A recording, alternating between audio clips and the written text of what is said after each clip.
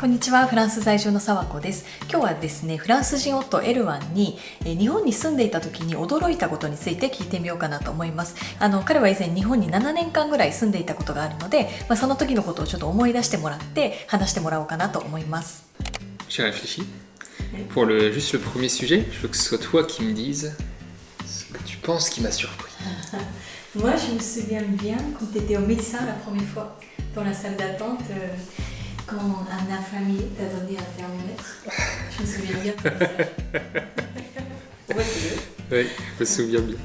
Déjà, je me souviens parce que j'étais vraiment très malade. Oui. J'étais tombé malade en France.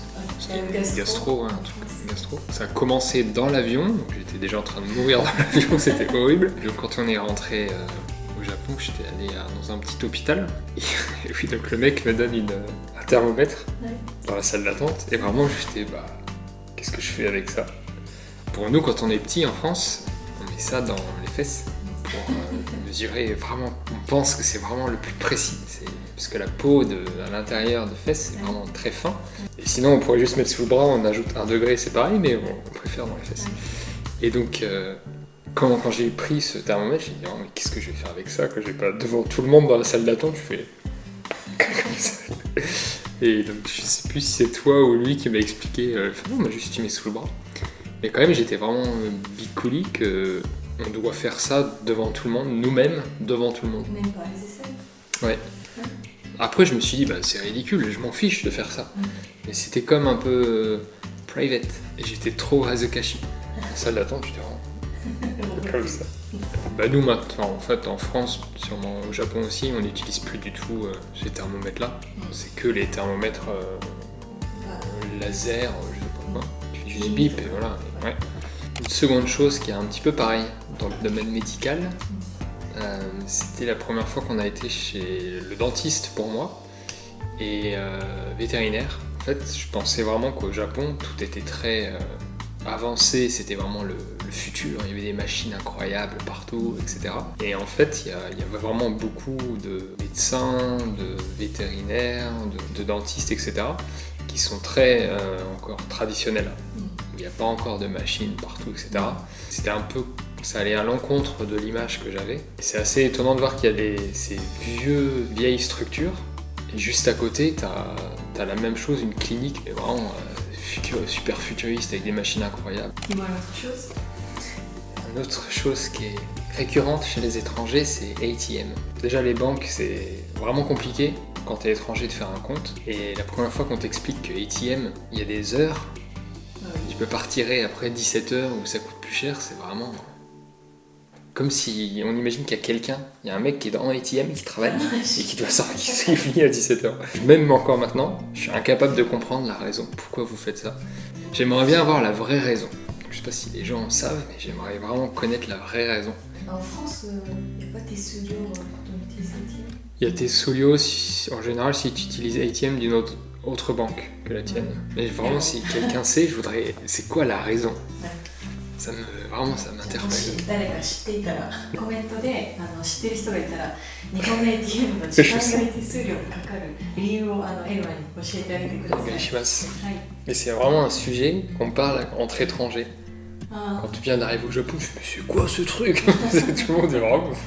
L'autre sujet que tous les étrangers parlent, c'est les poubelles. Alors, au début, pour moi, c'était vraiment négatif.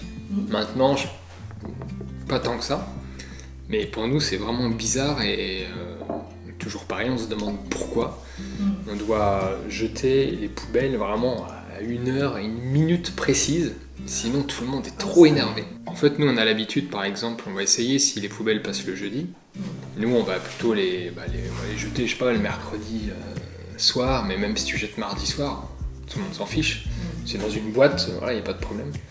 Quand tu fais ça au Japon, tu sais pas vraiment, il n'y a pas de... C'est pas malveillant, vraiment tu sais pas qu'il faut vraiment jeter à un moment. Et tout le monde est vraiment énervé. Donc c'est toujours dans des gros conteneurs. Et donc tu peux jeter n'importe quand, il n'y a pas de problème. Et c'est bizarre de jeter dans la rue. Et donc c'est normal, quand tu fais ça, il faut que ce soit là le moins longtemps possible. Pour éviter, je sais pas, les rats, etc. Donc c'est normal, pour que ce soit propre. Donc maintenant je comprends pourquoi, mais c'est assez vraiment bizarre quand t'es étranger que t'arrives au Japon. j'étais vraiment agréablement surpris à la télé de voir en fait qu'il y a énormément de comédiens qui sont gays, qui sont transsexuels, etc. Ils sont pas juste invités parce qu'ils sont comme ça, ils sont juste invités parce qu'ils sont comédiens. Et vraiment j'étais surpris de voir ça. Je pensais pas que le Japon était aussi avancé.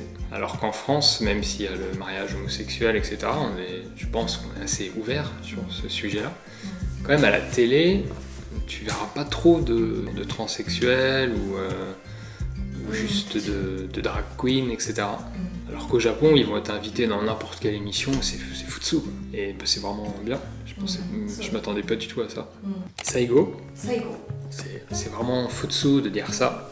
Mais quand tu es étranger, que tu arrives au Japon, tu sais que les Japonais sont super gentils, polis, serviables, etc.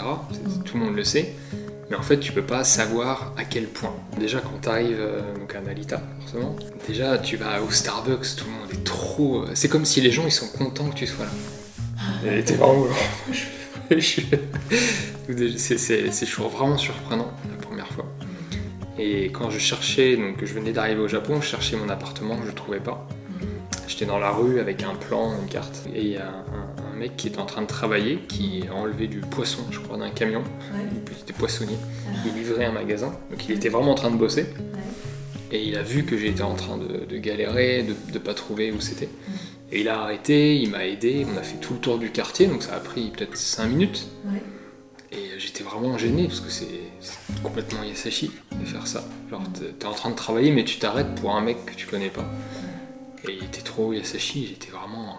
il m'a amadé, je me rappelle encore. Même si tu sais que les Japonais sont très serviables, polis et tout, mais en fait c'est beaucoup plus que ça.